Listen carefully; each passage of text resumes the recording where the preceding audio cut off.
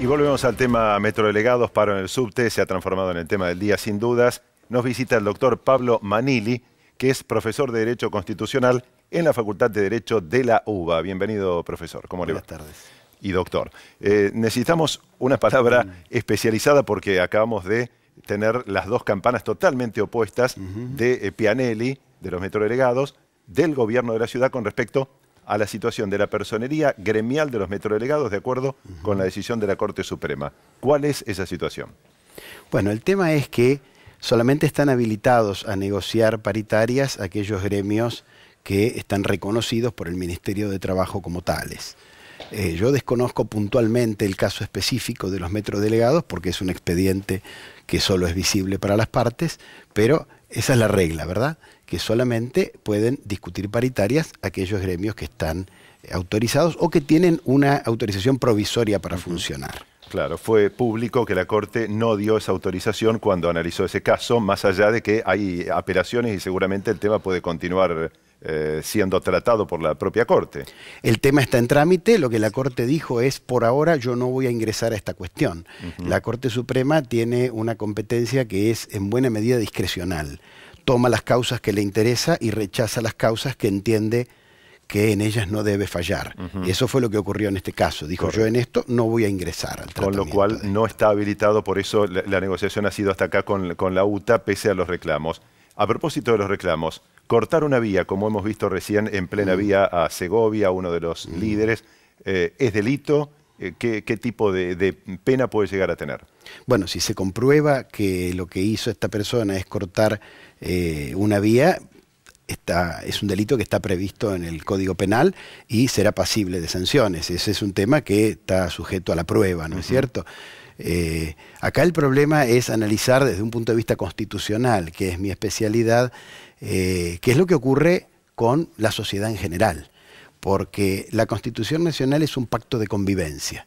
La Constitución es un invento que hizo la humanidad hace varios siglos, allá por 1787, como una forma de lograr una convivencia pacífica.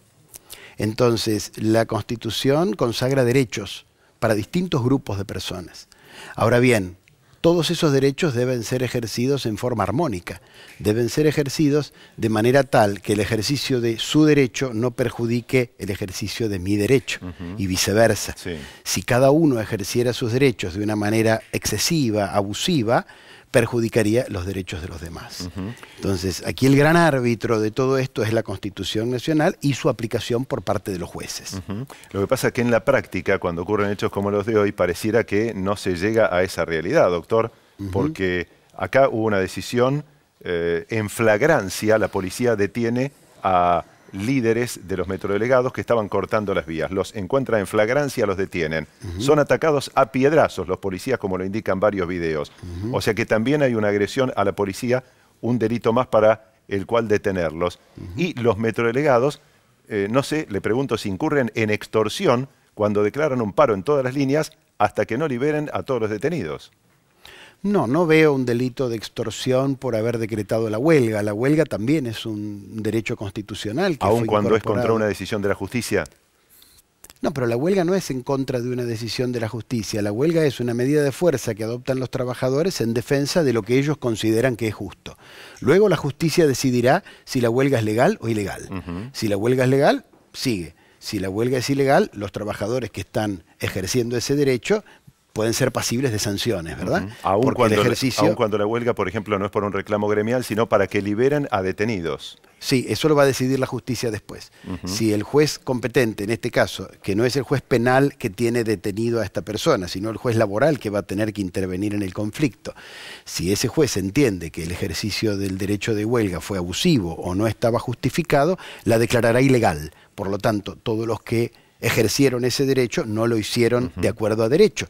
Por lo tanto, pueden ser pasibles de sanciones, un apercibimiento, una suspensión, un despido. Correcto, que es lo que decía el gobierno de la ciudad recién, que pueden ser pasibles de despido. Sobre la detención en sí, tenemos entendido que de los 16, 8 después de declarar ya han sido liberados. En la práctica ocurre eso, declaran, son liberados y queda una causa iniciada. Exactamente.